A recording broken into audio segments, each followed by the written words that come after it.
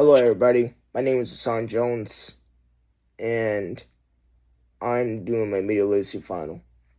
So what I would say is, honestly, I expected media literacy to be about all media in general, and not just about us talking random news and random current events, such as the presidential debate. That is important, but I feel as though we should be talking about something else in general, and the cremation thing, what happened about like 5 years ago.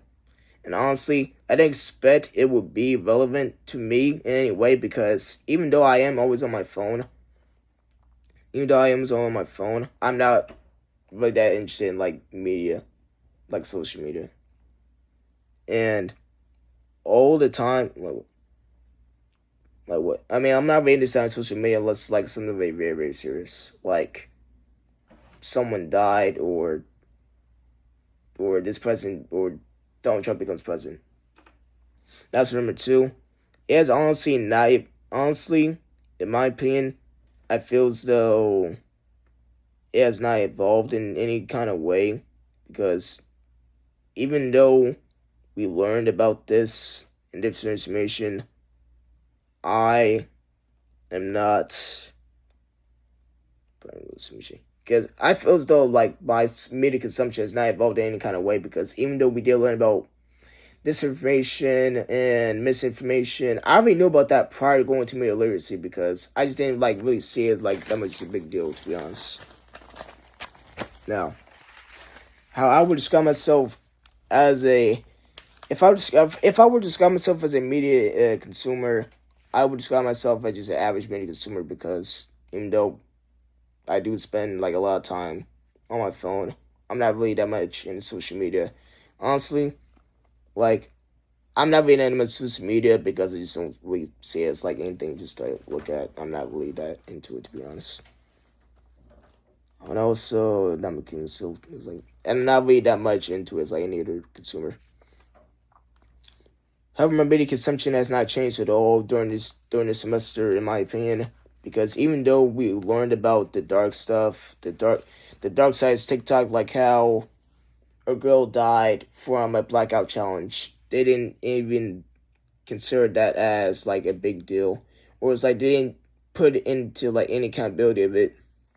Or when Donald Trump spread that disinformation as the Haitians eating the cats and the dogs, like it still hasn't changed to me because my exception trying to change me because I just didn't really see it as well. I mean, I do see it as a bad thing, but it's like, to be honest, like I think of it as well. I can't do anything about it, so no point in doing it. So no point in reacting to it.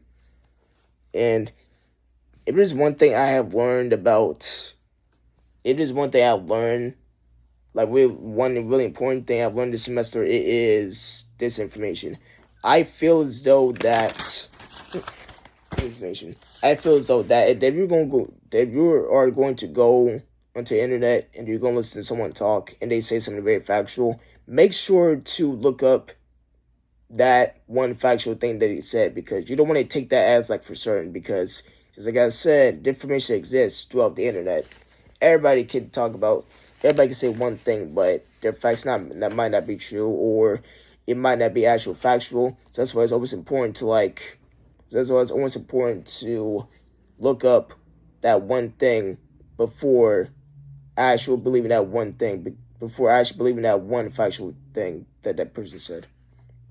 And if I was asked to keep media literacy as a required course, I would say yes, but make into a historical class and not a class where we just listen to what the presidential debate or we just talk about random stuff like the Friday Arbuckle.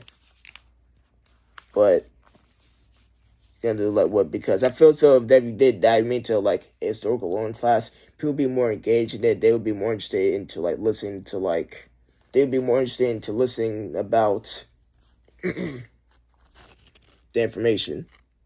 But other than that, though, I don't really have any other questions.